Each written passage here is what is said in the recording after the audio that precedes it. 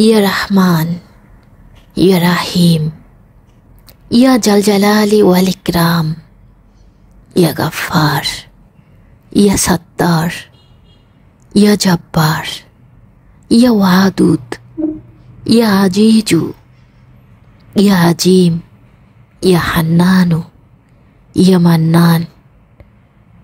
হে আমার রব, হে আমার সৃষ্টিকর্তা, আপনার পবিত্র নামগুলোর উছিলায়, আপনার তাওহীদের সাক্ষী লা ইলাহা ইল্লাল্লাহু এর উছিলায়, আপনার বন্ধু ও হাবিব হযরত মুহাম্মদ সাল্লাল্লাহু আলাইহি ওয়াসাল্লামের উম্মত হিসেবে আমাদের সকলের মনের নেক ইচ্ছেগুলো পূরণ করে দিন।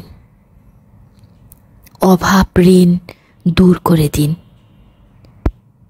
যারা যারা বিপদে আছে তাদের সকলকে আপনি বিপদ থেকে মুক্ত করে দিন।